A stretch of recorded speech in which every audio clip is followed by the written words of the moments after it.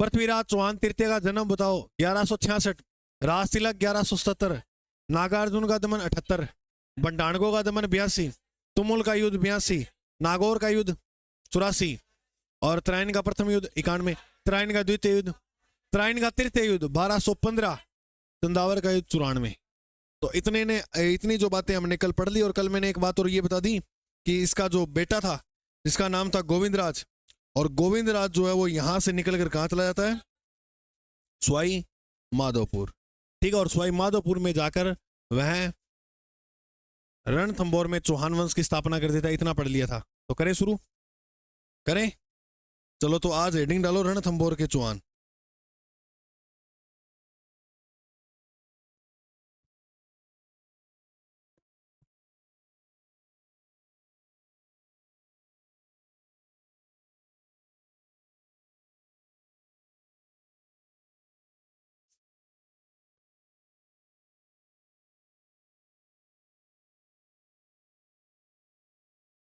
तो आज जो हम पढ़ेंगे वो पढ़ेंगे रणथंभौर के चौहान।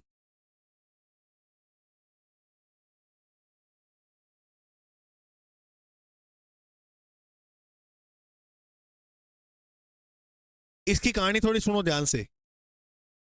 कहां के चौहान है भाई? रणथंभौर के। रणथंभौर की अगर हम बात करें तो देखो,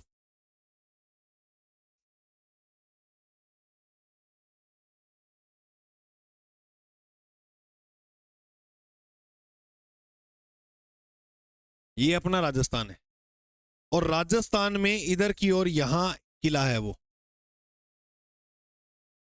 और इस किले का नाम है रणथंभौर। क्या नाम है?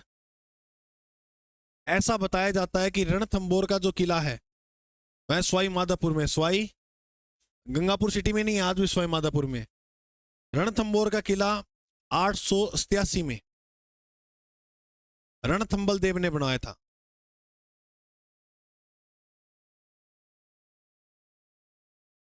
और इसका प्राचीन नाम जो है, जो रणथंभौर है, इसका 1887 में जो किला है इसका निर्माण किसने करवा दिया? रणथंभल देव ने। यहीं पर चौहानों का राज था, रणथंभौर के। तो वो अजमेर से निकला। ये शाखा कहां से निकली? अजमेर। अजमेर में पृथ्वीराज चौहान तृतीय का बेटा था, जो कहां चला गया? रणथंभौर। अच्छा, रणथंभौर ही क्यों गया? क्योंकि ये रणथंभल देव था, ये चौहान था। तो खून खून दोनों वही है, तो बाकी कट चल जाए। रणथंभौर। और इसने पहला शासक कौन है बोलो? गोविंदराज। पृथ्वीराज चौहान तृतीय का बेटा था ना, गोविंदराज। गोविंदराज पहला शासक है। इसकी बात जो आपको याद रखनी है वो लिखो। इसने 1194 में रणथंभौर में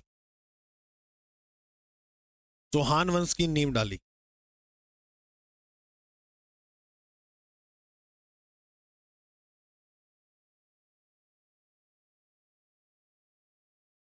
तो इनका ये जो क्षेत्र है ये राजस्थान के कौन से जिले में आ जाता है? सवाई माधोपुर। देखो, रणथंभौर किले की विशेषता तो ऐसी है जो राजस्थान में बहुत कम किलों की है।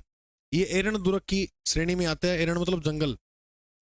यह बताते हैं कि ऐसा किला है जो अरावली और विंध्याचल की 7 अंडाकार पहाड़ियों से गिरा हुआ है, जो परकोटे का काम करती है। परकोटा को मतलब वो जी दीवारों ढक देने की चीज ने, तो वो किला है।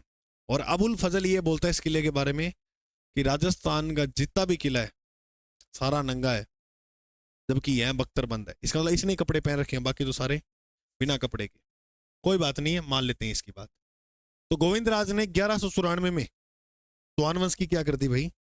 स्थापना। तो गोविंदराज को हम देखें। उसके बाद बलन देव एक शासक हुआ जिसका नाम क्या है?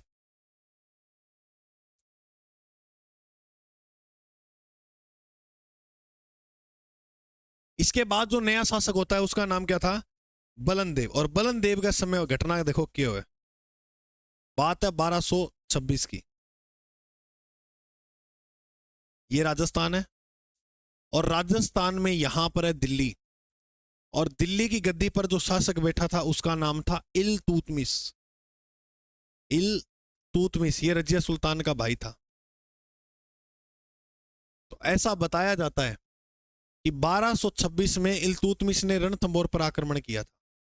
ऐसी छोटी सी बात याद रखना कि बल्लन देव के समय दिल्ली का शासक कौन था? इल्तुतमिश। इल्तुतमिश ने एक प्रथा चलाई थी। एक तो 40 वफादारों का समूह बनाया था इसने दरबार में, जिसे चालीसा बोलते हैं। इसने 40 वफादार एक साथ इकट्ठे किए कि समाज में देखो कोई जो है वो गड़बड़ी तो नहीं कर रहा है, माल तोलने में, बाजार के अंदर बाजार नियंत्रण प्रणाली को कोई खराब तो नहीं कर रहा है। 40 वफादारों को एक समूह बनाया और इसने एक प्रथा चलाई थी जिसका नाम था इक्तेदारी। पटवारी भर्ती में ये प्रश्न आया था कि इक्तादारी प्रथा जो है वो किसने शुरू की? तो इक्तादारी प्रथा भी ई से इल्तुतमिश, ई से इक्तेदारी प्रथा। बोलो, ई से इल्तुतमिश, ई से इक्तेदारी प्रथा। इसके बाद जो नया शासक होता है उस शासक का नाम है बाघभट्ट। उस शासक का नाम क्या है? बाघभट्ट। और बाघभट्ट के टाइम जो दिल्ली पे शासन कर रही थी वो रही थी, रहा था नहीं है। और दिल्ली पर एकमात्र महिला रही थी शासनकर्ता, वेरी गुड, जिसका नाम है रजिया सुल्तान। रजिया सुल्तान। रजिया सुल्तान के पिताजी बोलते थे, रजिया सुल्तान तुझे ही राजा बनना है, तू मेरे बेटे जैसी है। लेकिन इसके भाइयों ने इसका विद्रोह कर दिया था। तो शुक्रवार के दिन लाल रंग के वस्त्र पहनकर दिल्ली की जनता से न्याय मांगा और दिल्ली की जनता ने न्याय दे दिया। तो रजिया सुल्तान क्या बन गई? शासिका, सुल्तान बन गई। लेकिन ही दूसरी क्या, एक का नाम है अल्तुनिया और एक को नाम हो रो याकत, लियाकत या सुकरी, लियाकत या सुकरी नाम हो। तो उन दोनों के प्रेम में थी ये। लियाकत अली नाम हो शायद भी को दूसरा को। लियाकत अली ने असफ साला को प्रधान नियुक्त कर दिया। अब बचपन में स्कूल भी सका पढ़ दिया तो लोगों को ये शक होने लग गया था, यार ये तो शादी इसी के साथ करते कि ये इस प्रकार से रहते थे कि लियाकत अली करेगी, लियाकत अली, लियाकत अली, लियाकत अली, सारा दिन ये रहते। लेकिन जैसे ही थोड़े दिन बीते ये तो अल्तुनिया को पकड़ के ले गई कि अल्तुनिया तेरे साथ ब्याह कराऊंगी। तब बताते हैं डाकुओं के बीच फंसकर मरी थी रजिया सुल्तान। अच्छा, जो हम देखते हैं कि जीवन वास्तव में ऐसा ही होता है कि आगे, जैसे मान लो आज हमने कल्पना कर ली, जैसे आप बेटियों में ये देखा जाता है कि पिताजी होता है या माता होती है, वो ढंका कर देख के ब्याह हो कि यार मेरी बेटी ने सारो सुख मिला है, नौकरी यारो मिला है, गाड़ी मिला है, पैसों मिला है, सब कुछ व्यवस्था हो उस घर में। माता सीता के पिताजी का नाम क्या था? जनक। जनक ने अपनी बेटी की जो शादी की थी ना, वो क्या देख कर की थी कि मेरी बेटी सुखी रहेगी, क्योंकि राम छोटे मोटे कैरेक्टर के थोड़ी थे, कितने बड़े साम्राज्य के मालिक थे। लेकिन आप देखो माता सीता ने भी 14 वर्ष का जो है वनवास काटा था, वो भी जंगलों में। तो हमेशा आप कभी माता पिता बनो तो अपने बेटा या बेटी को एक ही ज्ञान देना, बेटा बेटी इतना मजबूत बनो कि कोई भी परिस्थिति आ जाए उससे लड़ सको।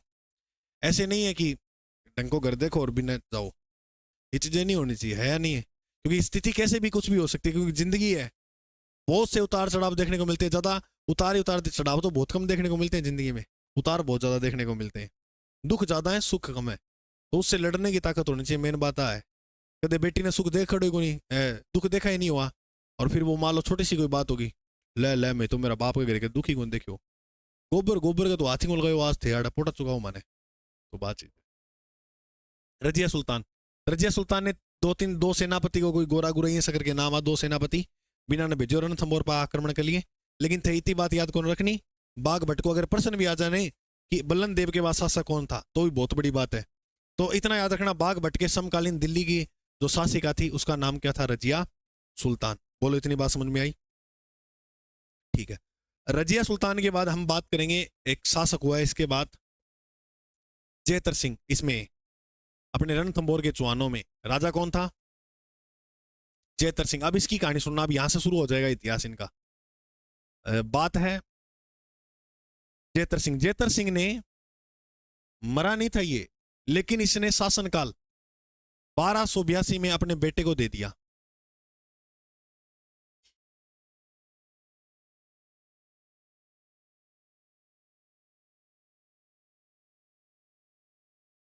सोपा।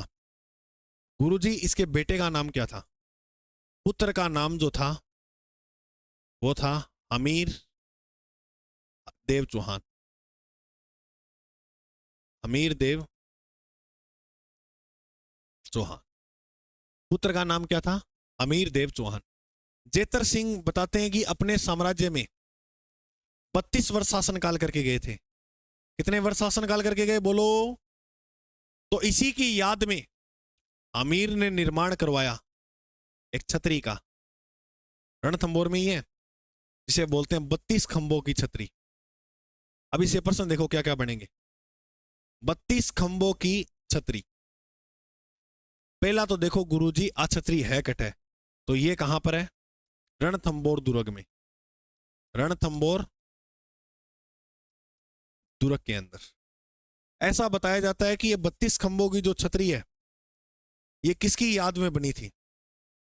तो याद पूछे तो जेतर सिंह, और बनाई किसने थी? इसका निर्माण जो करवाया था वो अमीर ने।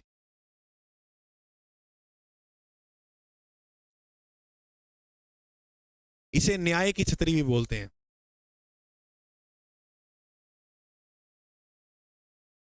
न्याय की छतरी। जेतर सिंह की पत्नी जिससे अमीर पैदा हुआ था, तो पत्नी का नाम क्या हो? पत्नी का नाम था हीरा देवी। हीरा देवी। तो पत्नी हीरा देवी किसकी थी? जेतर सिंह की। और इसकी क्या बनी थी? ये मां। तो हमीर देव के पिता का नाम जेतर सिंह था और माता का नाम क्या था? हीरा देवी। हीरा का संतान हीरा जैसा ही बेटा था जिसका नाम था हमीर देव चौहान। वास्तव में राजस्थान के अंदर कुछ शासक तो ऐसे हुए थे जिनकी जितनी तारीफ की जाए उतनी कम है। हमीर देव चौहान को पढ़ेंगे और अब पूरा क्राइटेरिया समझेंगे, एक एक पॉइंट। जहां आज तक आपने जो कहानियां सुनी है ना, जितनी भी, मान लो कहीं पर भी, तो आपने वो थोड़ा सा, मेरे को ये लगता है कि अधूरापन सुन लिया। तो आज अपने इस कहानी को भी, जैसे कालिदास वाली वो कहानी कंप्लीट की थी, इस प्रकार इस कहानी को भी कंप्लीट करेंगे कि ये किस प्रकार से इनकी घटनाएं जो है वो हुई थी। इसमें आप अब हेडिंग लगा लो भाई सभी साथी, हमीर देव चौहान।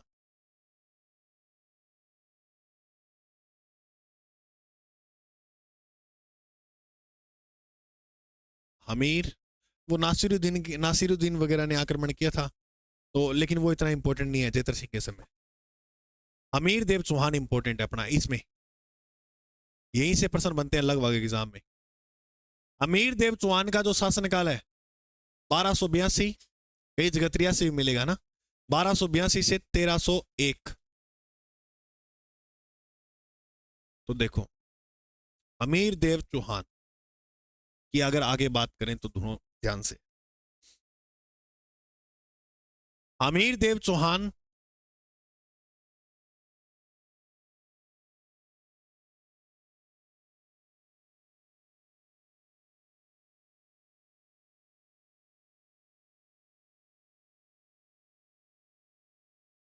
ठीक है, तुम्हें छोटी सी बात याद है क्या? मुस्लिम सत्ता भारत में कब आती है? 1206 में। गोरी की जैसी मृत्यु हुई कुतुबुद्दीन ऐबक ने आके दिल्ली सल्तनत में 1206 के अंदर दिल्ली में मुस्लिम सत्ता की स्थापना कर दी, जिसे बोलते हैं अपने दिल्ली सल्तनत के नाम से।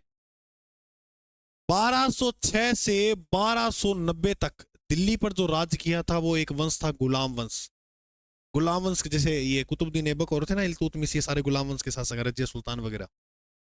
इसके बाद एक नया वंश आता है 1290 में यहाँ, और उस वंश का नाम है खिलजी। दिल्ली की गद्दी पर एक नया वंश बैठ गया है जिसका नाम क्या है? खिलजी। दिल्ली सल्तनत में सबसे कम शासन करने वाला खिलजी वंश था।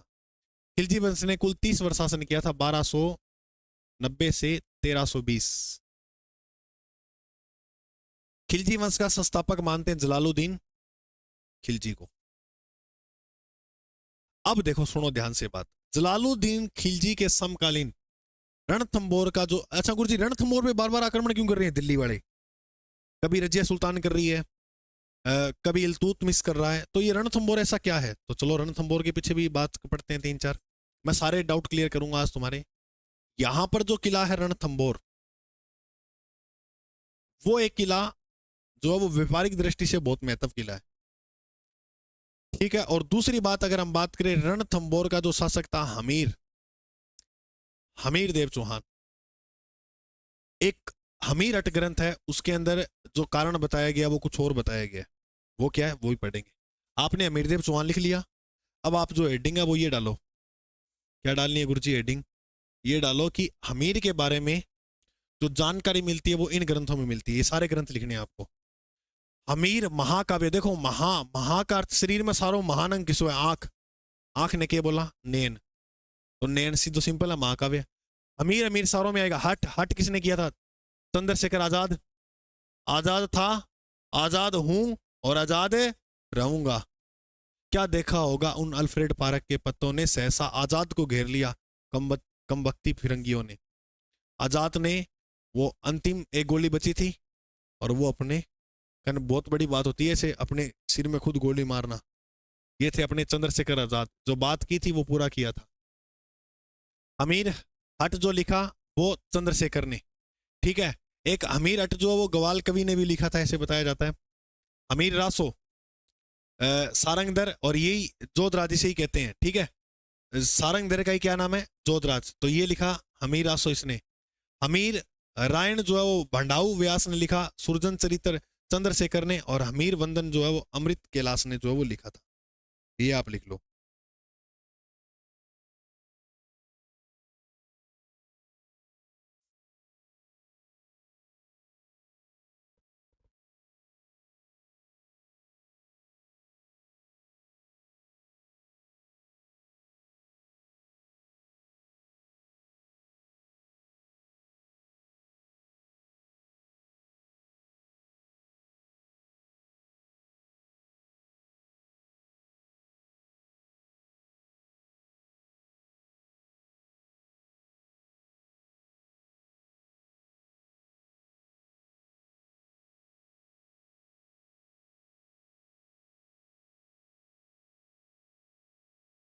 अमीर रासो है ना, वो सारंगधर, ये जोधराज, दोनों का नाम आता है इनका, ठीक है।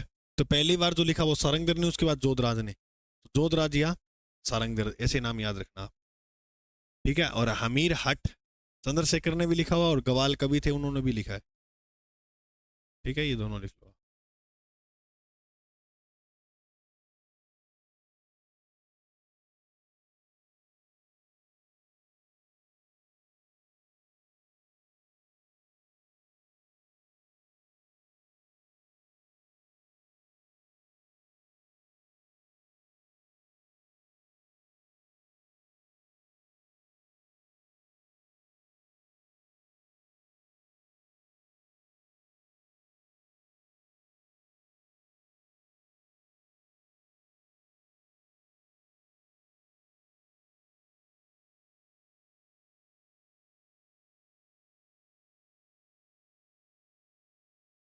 भैया, अमीर के गुरु का नाम था राघव देव। अमीर का जो गुरु था, गुरु का नाम क्या था? राघव देव। ये थोड़ा सा इसकी जानकारी लिखना। इसकी पत्नी का जो नाम था, उसका नाम था रंग देवी या रंगा देवी, रानी रंगा देवी। इसकी एक बेटी थी, पुत्री, जिसका नाम था देवल दे। गुरु राघव देव हो गए, पत्नी रंगा देवी और पुत्री देवल दे। सेनापति रे से रणथंबोर, रे से रणमल और रतिपाल। एक था रणमल, एक था रतिपाल, एक था भीम सिंह, एक था धर्म सिंह, और एक था गुरदास सैनी।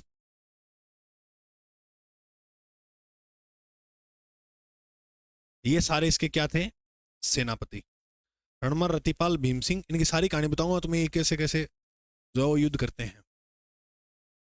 तो ये इसका थोड़ा पारिवारिक परिचय। माता और पिता का नाम मैंने बता दिया। माता हीरा देवी और पिता जयत्र सिंह।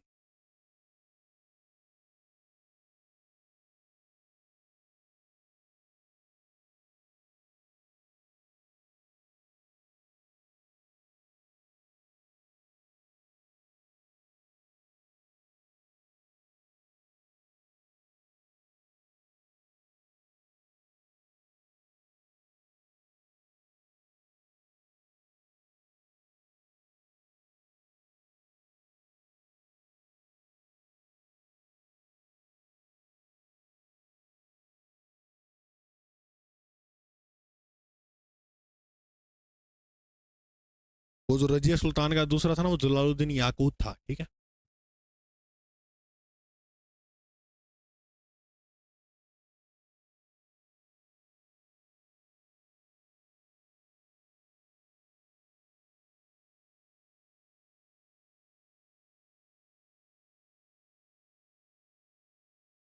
पद्मला, पद्मला तालाब है रणथंभौर में। देवल देव बेटी थी और उसने पद्मला तालाब में जो है वो जोर किया था, जल जोर। वो बताऊंगा मैं तुम्हें पूरी कहानी, एक बार तुम लिख लो।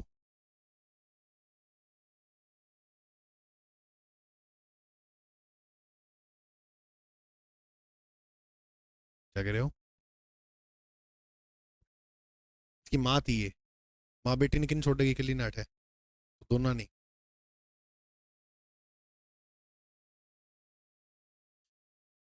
जल्दी करो।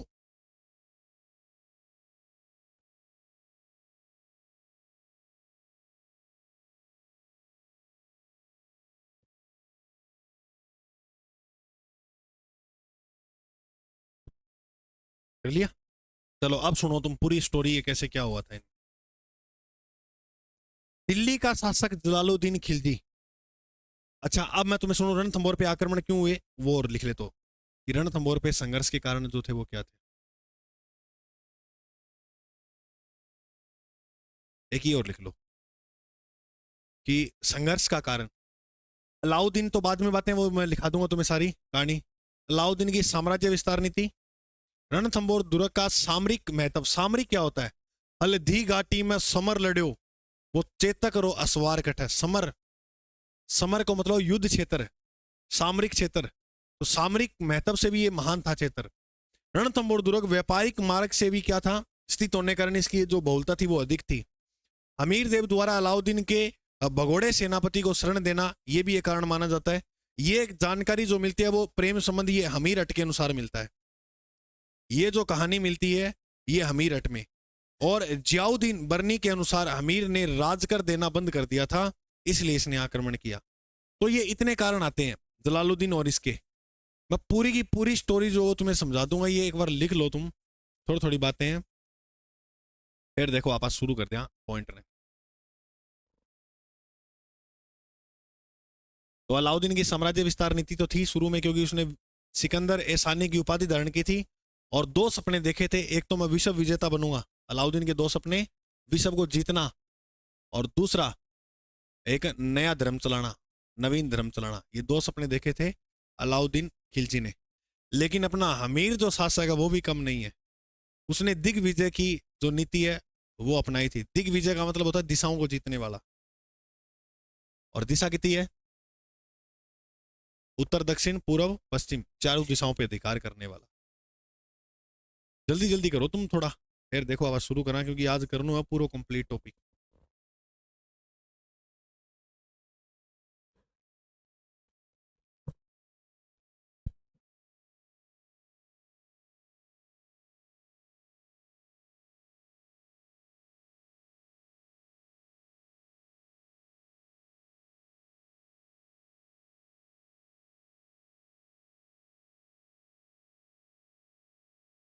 अलाउद्दीन की साम्राज्य विस्तार नीति, रणथंभौर दुर्ग का सामरिक महत्व, रणथंभौर दुर्ग का व्यापारिक मार्ग पर स्थित होना, हमीर देव द्वारा अलाउद्दीन के भगोड़े, और भगोड़े सेनापति ये दो तीन थे मंगोलों के, जिसमें मोहम्मद शाह और केबरू का नाम आता है।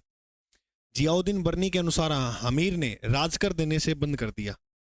इनमें मैं आपको कहानी बताऊंगा, ये तो आप समझ जाओगे कि मोटी मोटी बात जो वो क्या हुई थी। तो देखो, लिखा नहीं? जल्दी करो फिर तुम थोड़ा।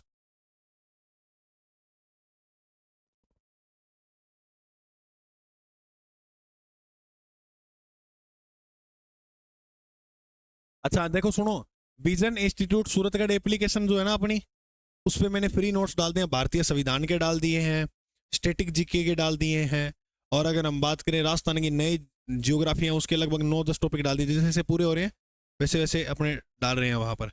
तो धीरे धीरे करके वहाँ कंप्लीट नोट्स जो है वो उपलब्ध करवा दूंगा। और तुम्हें थोड़े दिनों में ना सभी को एक बुकलेट दूंगा मैं, राजस्थान की जियोग्राफी के नए जिलों पर आधारित। उसमें काम चल रहा था, वो तैयार हो गई है। ऑब्जेक्टिव प्रश्नों की एक एक टॉपिक है, कैसे के 100% मिलेंगे। तो जैसे आपको यहाँ जो टॉपिक करवाते हैं ना घर पे, उसका अभ्यास हो जाएगा। टेस्ट दे लिया करो घर पे, क्वेश्चन है सारे, बहुत इंपॉर्टेंट। ठीक है, चलो अब समझो पूरी कहानी। अब आगे सारे ध्यान से सुनना, बीच में बोलना मत। जलालुद्दीन खिलजी 1290 में दिल्ली की गद्दी पर बैठ गया और यह 1296 तक राज करता है। जलालुद्दीन खिलजी ने रणथंबोर पर 1290 में आक्रमण किया। तो रणथंबोर के पास एक छोटा किला बना हुआ जिसे झाइन दुर्ग बोलते हैं। कौन सा दुर्ग बोलते हैं? तो 1290 में, पहले ये बात और लिख लो आप, रणथंबोर का सबसे प्रतापी राजा अमीर है। रणथंबोर का प्रतापी शासक है, एक तो ये बात लिख लेना। दूसरी, अमीर ने यानी इसने दिग्विजय, दिग्विजय, दिग्विजय का मतलब होता है दिशाओं को जीतने वाला।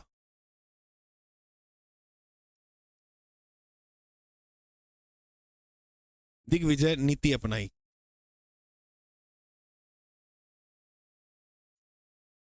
इसने बताते हैं कि अपने जीवन में 17 युद्ध किए, 16 जीत गया, एक हार गया था, और लास्ट वाला जो युद्ध था वो हार गया था। अपने जीवन में 17 युद्ध किए और जिसमें से कितने जीते? 16। 17 एग्जाम दिया जिसमें 16 की खोपड़ी फोड़ी। अब आप देखो आगे, आगे घटना क्या होती है? घटना है 1290 की। 1290 में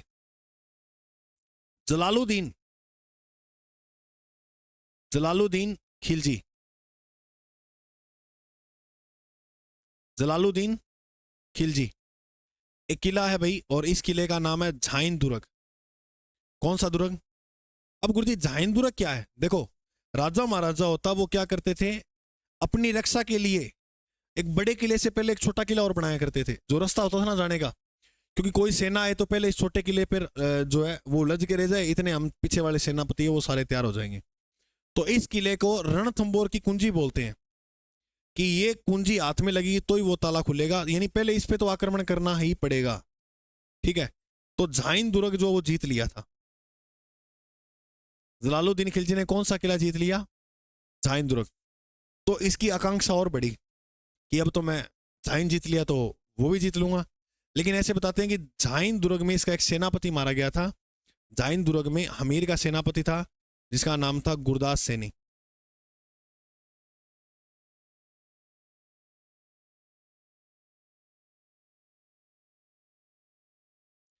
यहां झाइन दुर्ग में मैंने आपको याद है क्या इसकी बात लिखाई थी? ये रहा गुरदास सैनी, वो झाइन दुर्ग पे था। तो वो सेनापति जो था वो मारा गया झाइन दुर्ग में।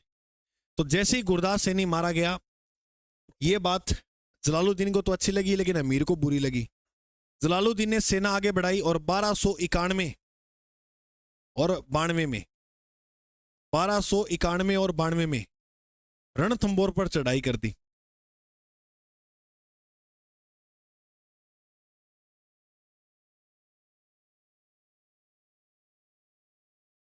रणथंबोर पर घेरा डाला।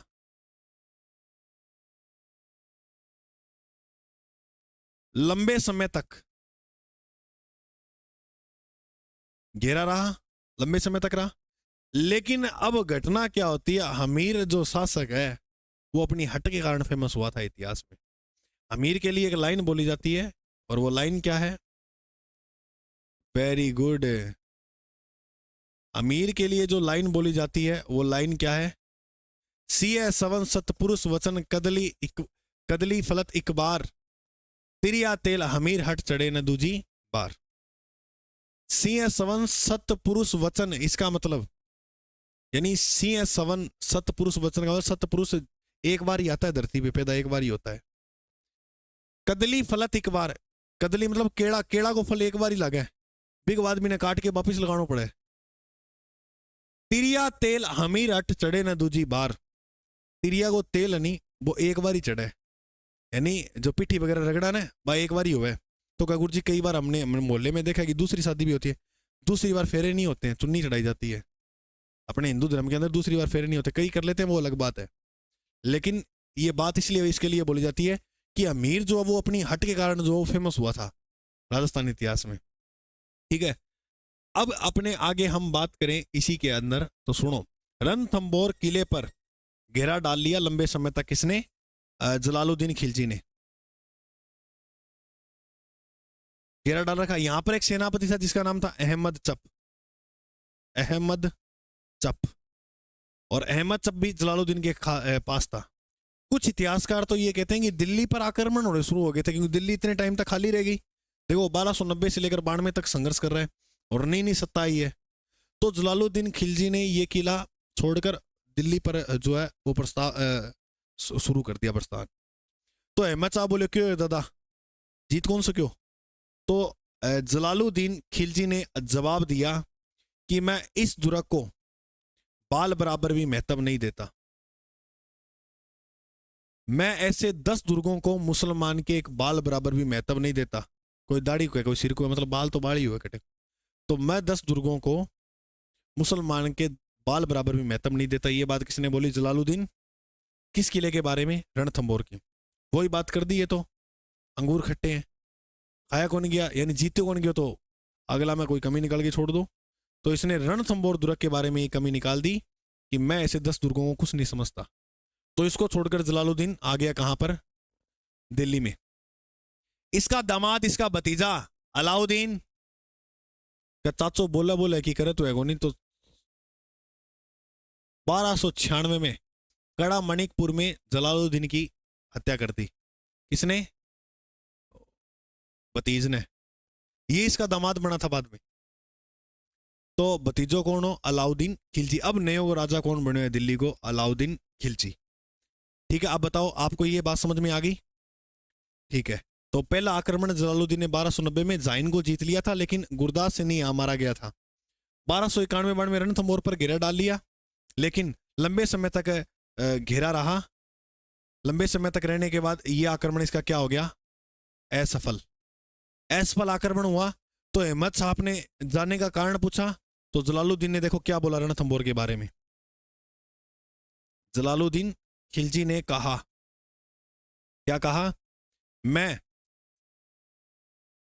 ऐसे 10 दुर्गों को मुसलमान की दाढ़ी के बाल बराबर भी महत्व नहीं देता। कि बाल बराबर भी महत्व नहीं देता। यह बात बोली किसने? जलालुद्दीन खिलजी ने। जलालुद्दीन 1296 में जी ही मरे। बीघ बाद नयो शासक जो है दिल्ली पर, वो कौन आ जाता है? अलाउद्दीन। तो हमीर शासक अपने रणथंभौर का है। और अब देखो, अब ध्यान से सुनना इस बात को भी। वो अपनो राजस्थान है, और राजस्थान के बाहर दिल्ली, और दिल्ली का राजा हो गया अब अलाउद्दीन खिलजी। इको बचपन को नाम पता क्यों? अली या गुरसाब्स। अलाउद्दीन खिलजी। अलाउद्दीन खिलजी के समय, वैसे जलालुद्दीन खिलजी के समय पहला मंगोल आक्रमण हुआ था, कादर खान ने किया था। कादर खान वो को नहीं फिल्म मारो, मंगोल आक्रमणकारी हो गए। अलाउद्दीन खिलजी के सेनापतियों में अगर काउंटिंग करें हम, सेनापति कौन कौन थे? तो एक का नाम था उलुग खां, एक का नाम था नुसरत खां, और एक का जो नाम था वो था मोहम्मद शाह, एक का नाम था केबरू, और अंतिम और आपको लास्ट जो नाम याद रखना है वो मलिक काफूर। एक प्रश्न आता है एग्जाम में, अलाउद्दीन का दक्षिण भारत अभियान सेनापति कौन था? तो वो था मलिक काफूर। दक्षिण भारत पर जो अभियान करता है ना, वो किसको लेकर किए थे? मलिक काफूर को लेकर। और ये दो सेनापति, ये मंगोल सेनापति थे जो इसकी सेना में थे। ठीक है, वो इसी के और सेनापति थे। बताया जाता है कि 1299 में यहां पर गुजरात में एक मंदिर है, और उस मंदिर का नाम है सोमनाथ। सोमनाथ मंदिर जो भगवान शिव को समर्पित है। ये जो मंदिर है धन की दृष्टि से फेमस था, उस समय धन बहुत था, और अलाउद्दीन खिलजी को विश्व विजेता बनना था, तो उसके लिए आवश्यकता पड़ेगी धन की। तब अलाउद्दीन खिलजी ने कहते हैं यहां पर आक्रमण किया, और यहां वेगल वंश का शासक था। ठीक है, अब ये कहानी सुना, ये मैं पूरी रणथंबोर पे आऊंगा कि यहाँ रणथंबोर पे, ये अमीर रट के अनुसार बता रहा हूं मैं, यहाँ पर युद्ध करने का कारण। ठीक है, अब कहानी क्या हुई, उल्लू खां को भेजा, नुसरत खां को भेजा, मोहम्मद शाह को भेजा, और केबरू को भेजा, अलाउद्दीन खुद भी आया। ठीक है, यहाँ पर उस बेगल वंश की रानी कमला थी, उसके साथ उसको विवाह भी कर लिया था इसने। मैं पूरी कहानी बताता हूं। तो यहाँ पर देखो क्या हुआ, जब ये युद्ध कर रहे थे सारे, मोहम्मद शाह मंगोल था, और ये भी युद्ध जो तकनीक है वो खतरनाक तरीके से जानता था, खतरनाक तरीकों से तलवार चलाओ मोहम्मद शाह। तब यहीं पर एक पास मैडम खड़ी जी को नाम हो चिमना, ये मोहम्मद शाह, और पास में लड़ रहा है कौन, अलाउद्दीन खिलजी। अब वो मंगोल ना तलवारबाजी वगैरह बहुत खतरनाक सी कड़ी, ये खतरनाक तरीके से तलवारें चला रहा। चिमना तो देखेगा नैनों में सपना, सपनों में सजना, और सजना पे दिल आ गया। लेकिन चिमना बोली, चिमना थोड़ी लालची किस्म की महिला ही, तो चिमना यहाँ बोली यहाँ बताए ना राजो, वो तो मोहम्मद शाह हो गयो, वो अलाउद्दीन है, तो कहीं राजो की सोइयां बता आसपास खड़ी, राजो तो वो है। तो वाह क्या लड़ रहा है। अब जैसे ही अलाउद्दीन यहाँ पर जीतता है युद्ध, वो यहाँ का राजा भाग गया था ये मैदान छोड़कर युद्ध, जैसे जीतता है तो उसकी पत्नी थी ना वो कमला, उसको इसने कहा कि जितनी भी ये जो स्त्रियां यहाँ पर मेरे हरमदल में लेके चलो। तो चिमना बोली ले मैं भी चलूंगी, राजा की पत्नी बनूंगी, कि तो तकड़ो राजा की यहाँ लड़ रहे हो। बाकी देख तो इसको भी लिया था, दिल तो ही पे भी है, नैनों में सपना इसी के लिए था वो तो। लेकिन राजा देख के थोड़ा सा इन्ना आकर्षित होगी, पीसा पूसा अच्छा होगा, एस मराओगा अच्छी ले जागे। अब चिमना इसके साथ ले जाती है दिल्ली, और दिल्ली जाकर चिमना ने जो देखा, आंखें की फटी रहेगी। क्या देखा गुरुजी, आठे खड़े हो अलाउद्दीन खिलजी, 1 2 3 4 4,000 गिनते रहो, गिनता रहो, अरे गिनो, 4,000 रानियां लेन लाग रही, और चिमना को नंबर आयो 8 है।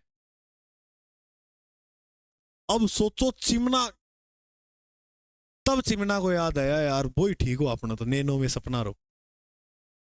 तो चिमना इन बिनो जानकारी ली, वो कौन हो, वो भी बहुत बहादुर सेनापति है, अलाउद्दीन को सेनापति है, कभी का नंबर दे नहीं बात करूं। तो बी का नंबर मिलिया भी ना किया करके, और चिमना बीस आ गए, बात करनी शुरू कर दी। और चिमना बात करी तो इन दोनों का मध्य बात चल लगी, और दोनों का मध्य प्रेम संबंध हो गया, चिमना और मोहम्मद शाह के बीच। अब दोनों के साथ प्रेम संबंध हो गया, और अलाउद्दीन को भी पता लगने लगा यार बा एक आक्रमण करके लाया, बा आजकल दिखे को नहीं कट रहे हुए, और वो तो किसकी यादों में रहती है, सारों जो टाइम बिता मोहम्मद शाहगन। टाइम बीतता गया। अब जब इनका प्रेम बन गया, तो अलाउद्दीन ने प्रायोरिटी किसको दे दी, चिमना को दे दी, अपनी पत्नी बना लिया चिमना को। अब चिमना को जैसी पत्नी, अब प्रेम तो प्रेम हो, वो जी पहला साकर वो महत्व ज्यादा देगी भी ने, फर्स्ट प्रायोरिटी अपनी ही सेंटर नहीं है, दूसरों तो फिर कटी पड़ा लेगा, तो भाई बात है। तो अब जैसे ही चिमना की पत्नी बनाया इसने अपनी, अब मोहम्मद शाह ने बात को उठा ला के, और मोहम्मद शाह कहा मैं तेरे साथ बात क्यों करूं, तू तो अलाउद्दीन गंज चलेगी, कहा मैं क्या करूं, वो राजा है, तो अगर मैं भी मना करूंगी, तेरा नाम लेंगे तना शर्मा जी निकाल दे और मन्ने भी निकाल देगो, तो क्या फिर आप करा, दोनों जना मिलकर अलाउद्दीन ने रात ने टपका दिया। तो इन्होंने अलाउद्दीन को मारने का षड्यंत्र रचा, और ये सूचना जैसे तैसे करके अलाउद्दीन खिलजी के पास पहुंच गई कि ये तेरे को मारेंगे।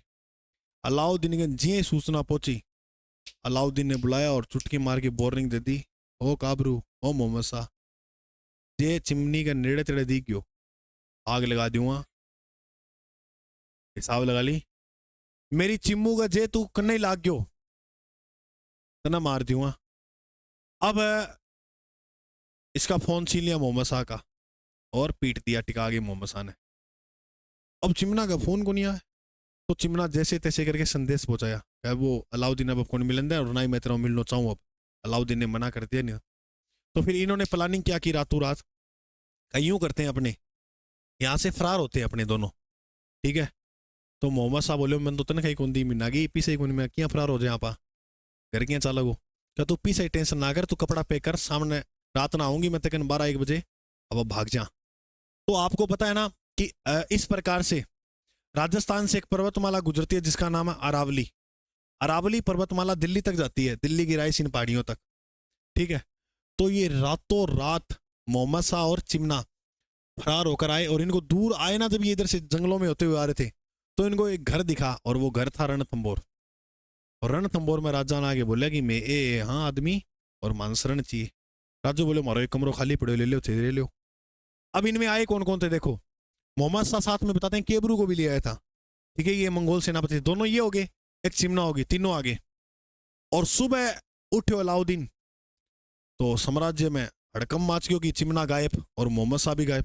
अब यार एक इतना बड़ा राजा, उसकी पत्नी किसी सैनिक के साथ भाग जाए, और किया भागो बाबी फुल तेज भाग जाए, और रात का टाइम भाग जाए, और पैदल भाग जाए, तो यार दुख तो होता ही, बेइज्जती होती है। राजा तो राजा ने कहा ढूंढो चिमना को, और ढूंढने पे ये पता लगा कि रणथंबोर में है वो चिमना। तो रणथंबोर के राजा को एक पत्र लिखा, या तो तू इसको मार दे इन दोनों को, या इनको मेरे हवाले कर दे।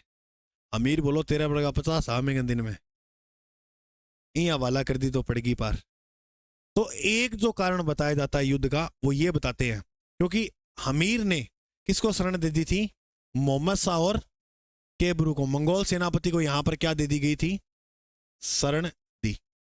तो एक तो कारण जो माना जाता है वो ये माना जाता है युद्ध का, ठीक है। दूसरा कारण ये है कि जलालुद्दीन खिलजी को इसने हराया था ना, ये जीत नहीं पाया, तो जलालुद्दीन खिलजी ने इसलिए यहां आक्रमण किया था। तीसरा कारण ये सामरिक महत्व से बेहतर था। चौथा कारण है कि इसकी व्यापारिक महत्व वो भी था, ज्यादा था। जैसे अपने कभी व्यापारिक छोटी मोटी चीजों में बी टाइम व्यापार वगैरह ही चलता, सारी चीजें।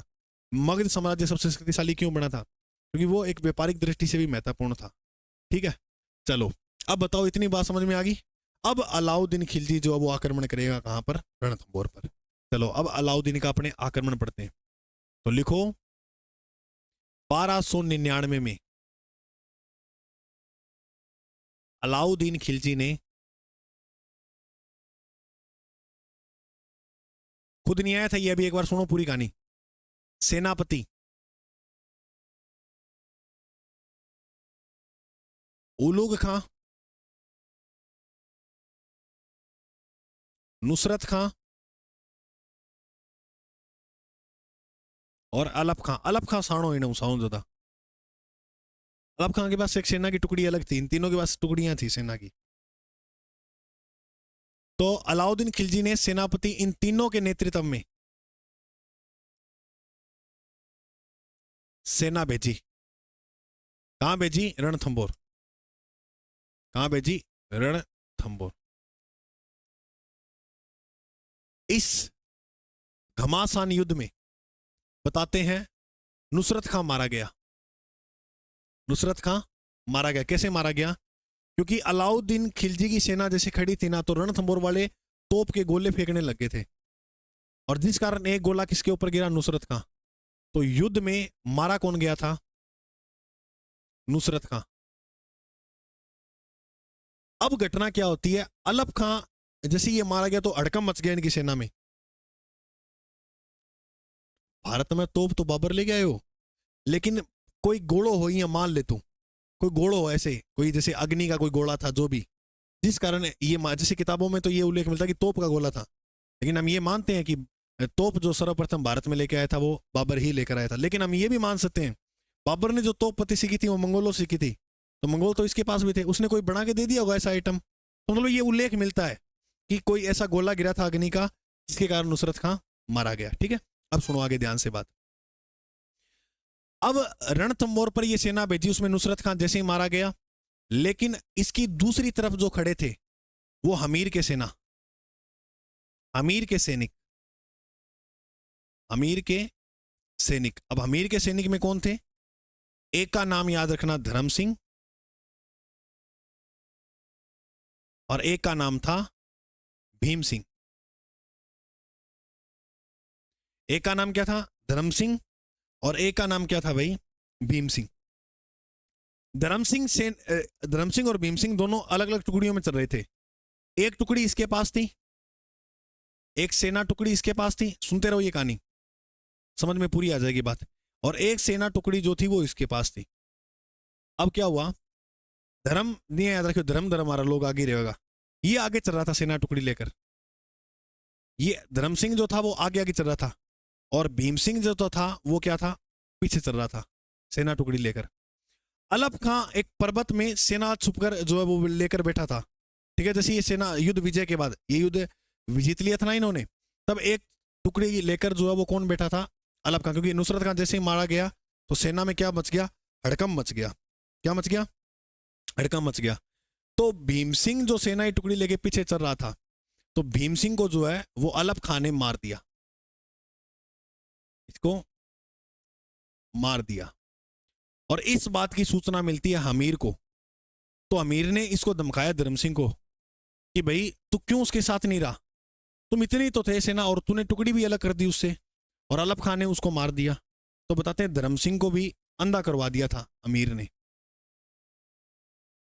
इसको भी अंधा करवाया। किसने करवाया था, अमीर ने। अमीर ने अंधा किसको करवा दिया था, धर्म सिंह को। अब धर्म सिंह को अंधा करवा दिया, और ये युद्ध बताते हैं तोड़ मोड़ के एक युद्ध ऐसा रहा जिसमें धर्म सिंह मारा गया और उधर उसका नुसरत खां मारा गया। इस बात की सूचना मिली अलाउद्दीन को कि एक मेन सेनापति अलाउद्दीन का गायब हो गया, मारा गया, जीवन लीला समाप्त होगी।